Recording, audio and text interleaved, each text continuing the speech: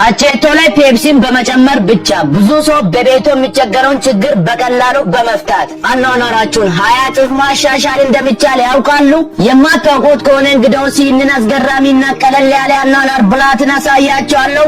ተከታተሉኝ። መጀመሪያ ፔፕሲን በዚህ መልኩ ወደ ሳህን እንጨምራለን። በመቀጠልም እዚህን ኃይል አቼቶና 2 ማንኪያ ጨው ጨምረንበት አንድ ላይ በዚህ መልኩ እናዋህደዋለን። እመኑኝ፣ ይህን ቀላል ዘዴ ካወቃችሁ በኋላ ላላስፈላጊ ወጪ ላትዳረጉ ትችላላችሁ። ቀጥሎም 2 ማንኪያ ፈሳሽ ሳሙናና 1 ማንኪያ ምግብ ጮላው ላይ ጨምረን አንድ ላይ በደንብ እናዋህደዋለን። ከመቀጠሌ በፊት ይህን ቪዲዮ ከየትኛው ከተማ እያያችሁ እንደሆነ ኮመንት ላይ ጻፉልኝ። ከዛ ይህንን አስገራሚ ውህድ ወስዳችሁ በውድ ዋጋ ገዝታችሁ በዚህ መልኩ በእሳት የተቆሩባችሁ እቃዎች ላይ ጨምራችሁበት እጠቡት።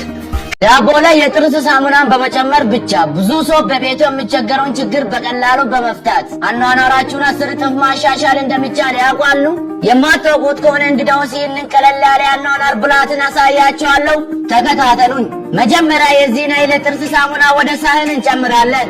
በመቀጠልም 2 ማንኪያ ሱካር፣ 1 ማንኪያ ቤኪንግ ሶዳ ጨምረንበት በዚህ መልኩ አንድ ላይ በደንብ እናዋህደዋለን። ቀጥሎም ዳቦን በዚህ መልኩ ቆራርጠን በመጨመር በዚህ መልኩ አንድ ላይ በደንብ እናዋህደዋለን። ከመቀጠሌ በፊት ይህን ቪዲዮ ከየትኛው ከተማ ያያችሁ እንደሆነ ኮመንት ላይ ጻፉልኝ።